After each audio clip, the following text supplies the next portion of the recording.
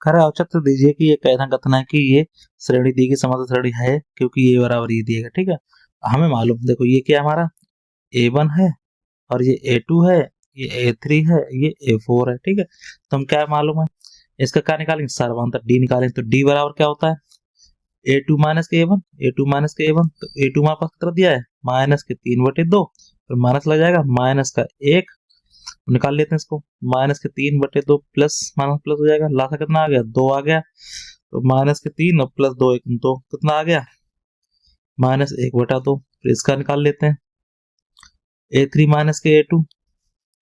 तो D बराबर निकालना है, क्या आ जाएगा, ये D1 मान लो, ये D2 मान लो। ठीक है, तो अंतर क्या आ जाएगा यहाँ पे, A3 माइनस के A2, करो इसको, तो क्या हो जाएगा, A3 कितना है, माइनस के 2 माइनस माइनस के 3/2।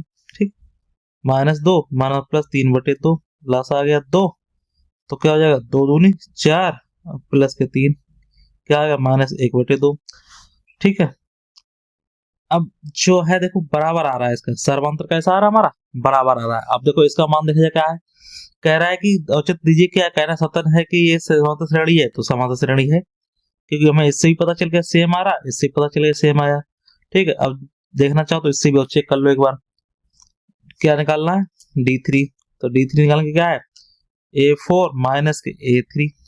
A4 कितना दिया है, 5/2 माइनस के -2, क्या हो जाएगा, 5/2 माइनस प्लस के 2, ऐसा कितना 2 आ गया 5।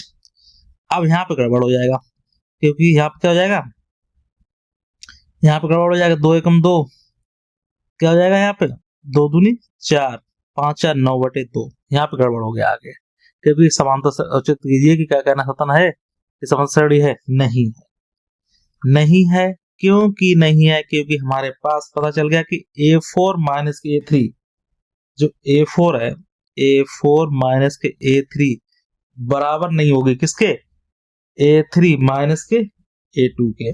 ठीक है, क्योंकि A2 का क्या है, A3 माइनस A2 का मान कितना आ रहा है, -1/2, और इसका मान क्या आ रहा है, 9/2।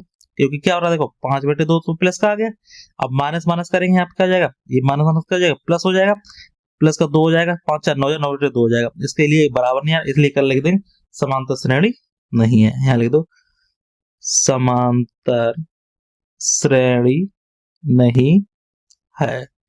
कोई भी डाउट हो पूछ लेना, ठीक है, कोई भी दिक्कत हो पूछ लो।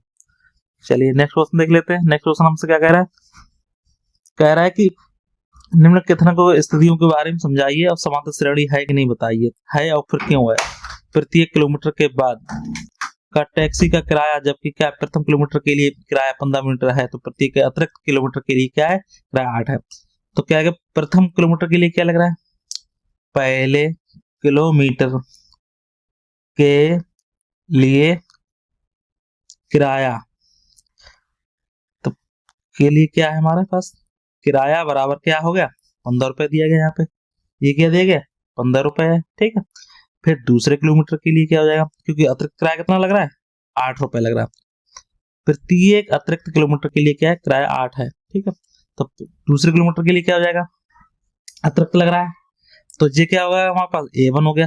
तो A2 क्या हो जाएगा यहाँ पे, यहाँ पे हो जाएगा 15 प्लस के 8 बराबर कितना निकला है, ये 15 8 कितने होते हैं, 23 होते हैं। फिर तीसरे किलोमीटर के लिए निकालेंगे हम किराया, तो A3 आ जाएगा, अतिरिक्त किराया कितना लग रहा है, वही 8 लग रहा है। तो रखा है 15 प्लस के 8 प्लस के 8, 15 8 23 और 8 8 3 11 कितना होगा, 31 हो गया। ठीक है, तो इस तरह से इसका मान क्या हो गया हमारे साथ, बढ़ता रहेगा। ठीक है, तो इसलिए क्या बन जाएगी, समांतर श्रेणी। यहाँ क्या हो जाएगा, देखो 15 आ गया, फिर 8 जुड़ गया कितना हो गया, 23 हो गया, फिर 8 जुड़ गया कितना होगा, 31 हो गया। ठीक है, 31 8 जोड़ के 39 हो गया। तो इस तरह ये क्या बन जाएगी, हमारी एक समांतर श्रेणी बन जाएगी। क्या बन जाएगी, समांतर श्रेणी है।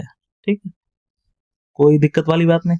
तो हमसे पूछ रहा था कि प्रति किलोमीटर, तो बताइए निम्न स्थितियों में संख्याओं का सूची समांतर श्रेणी है, और क्यों है को बता दिया, क्यों है श्रेणी, ले दो हाँ, इसलिए क्या लिख दो हम, हाँ हाँ क्या है, एक समांतर श्रेणी है, हाँ क्या है, समांतर श्रेणी है। ठीक, कोई भी डाउट हो पूछ लो।